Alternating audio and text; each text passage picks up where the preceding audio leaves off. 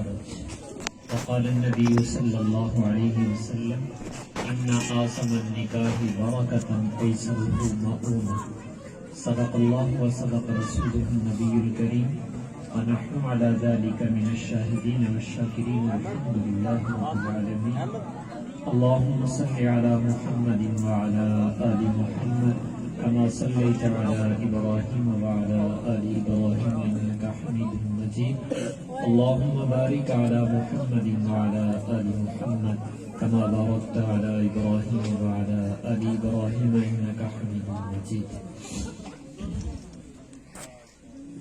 اس وقت چونکہ شادی کی تقریب ہے اور ایک خوشی کا موقع ہے، یقیناً اس میں خوشی کا اظہار ہی اچھا ہے.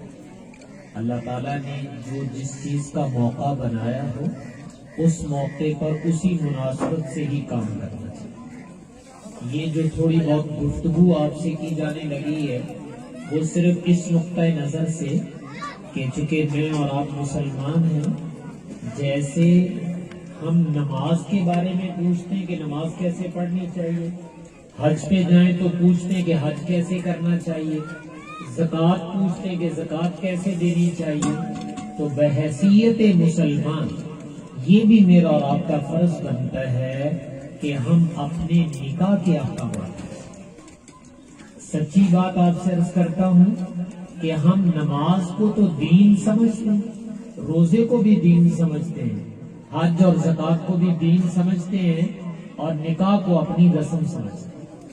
اس لیے نکاح کے بارے میں کبھی ہمارے حاشیہ خیال میں نہیں آتا کہ یار کسی سے پوچھ لینا چاہیے نکاح کا طریقہ کیا ہے، نکاح کے بعد کی زندگی کے احکامات کیا ہیں. یہ کیوں نہیں میں اور آپ پوچھتے؟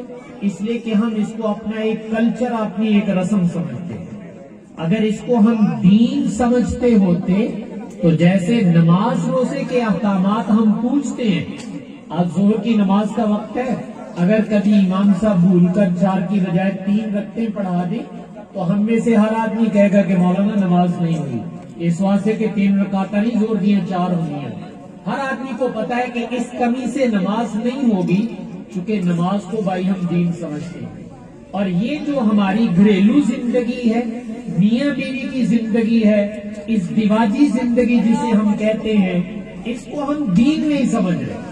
ہمارے ہاں کم قسمتی کہیے کہ ہم نے اپنے دین کو بہت محدود کیا ہے کہ جدو مسیطے جائیے ادو پہ دین ہوتا ہے، جدو باہر نکلیے بے اپنی مرضی جو دل کرے کر دے رہے. بلکہ اسلام ایسا نہیں ہے. یاد رکھیے اسلام کو کہا جاتا ہے یہ ضابطۂ حیات ہے. ضابطۂ حیات کا مطلب یہ نہیں کہ صرف مسیطے دسے بھی کہ نماز پڑھنی ہے. ضابطۂ حیات کا مطلب یہ ہے کہ جب تم مسجد سے باہر نکلو، اپنے گھر میں جاؤ، کاروبار میں جاؤ، کھیتی باڑی میں جاؤ، لین دین کرو، رشتہ داروں سے ملو، بلکہ بین الاقوامی تمہارے معاملات بھی ہوں تو شریعت وہ بھی بتاتی ہے. اس لیے پہلی بات تو میں آپ سے یہ عرض کروں گا کہ بھائی اپنے دین کے بارے میں صحیح نالج رکھو، اور وہ یہ کہ دین لنگڑا لولا نہیں ہے جو صرف مسجد کے علاوہ باقی نہ بتائے. میرا اور آپ کا دین قیامت تک کے لیے ہے اور یہ ضابطۂ حیات ہے. جیسے یہ مسجد کی عبادات کے بارے میں بتاتا ہے، مسجد کے باہر کی زندگی بھی بتاتا ہے. اور میری اور آپ کی زندگی کا بہت اہم حصہ وہ ازدواجی زندگی، میاں بیوی کی زندگی جس سے نسل انسانی وجود میں آتی ہے، اس کے احکامات بھی تو حدیث میں بیان کی گئے، وہ کیوں نہیں پڑھے جاتے؟ کتاب النکاح آپ اٹھا کر دیکھیں، ہر حدیث کی کتاب بھری پڑی ہے کتاب النکاح سے. آپ سورہ بقرہ پڑھ کے دیکھیں، اس میں نکاح کے اور دیگر احکامات بیان کیے گئے ہیں. سوال یہ ہے کہ ان احکامات پہ گفتگو کیوں نہیں ہوتی؟ ہمارے سین کوئی مخصوص ہی مسئلوں پہ آ کے کیوں اٹک جاتے ہیں؟ تو میں اس کی وجہ بتا رہا ہوں کہ ہمارا نالج بہت کم ہے بھائی. اس لیے کہ ہم نے دین مخصوص چیزوں کا نام سمجھا، اس لیے وہاں اٹک کر بیٹھ گئے.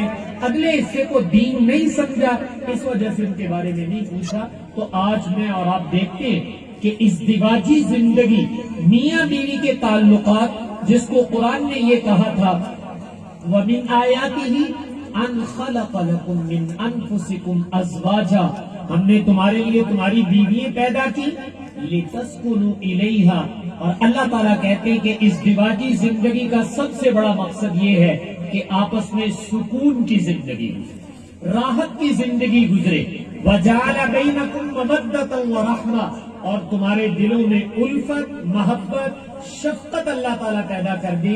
یہ تمہاری ازدواجی زندگی کا بنیادی مقصد ہے۔ تو جب یہ قرآن مقصد بنیادی بیان کر رہا ہے تو میں نے عرض کیا تھا کہ دیکھنے کی چیز یہ، میں بھی آپ کے معاشرے کا ایک فرد ہوں۔ ہمارے ہاں بچے کی شادی ہو جاتی ہے، جب شادی ہونے کے بعد کچھ دیر گزرتی ہے تو پھر ان کو پوچھو کہ پتر کہ ہو جائے بیا، وہ کہنا ابا جی ایک تو بغیر بیا تو چلے آ جڑے پڈی رونے گھر سے پے ہوئے نے نا، اس سے تو شاید اس کے بغیر ہی اچھا تھا۔ اس لیے کہ جب احکامات نہیں سیکھے جائیں گے پھر یہی کنڈیشن بنے گی۔ ابھی میں آیا تو بزرگوں سے سلام کرنا تھا تو میں نے ان سے کہا کہ برخوردار اصرار بہت کرتا ہے کہ کچھ آ جائیں، کوئی دین کی بات ہو جائے، تو بہت اچھی بات لگی مجھے ان کی۔ ہمارے ہاں فارسی کا وہ ایک شعر بھی ہے اور ہمارے ہاں اردو محاورات میں بھی استعمال ہوتا ہے، خشتے اول چولی ہٹ میں مار کر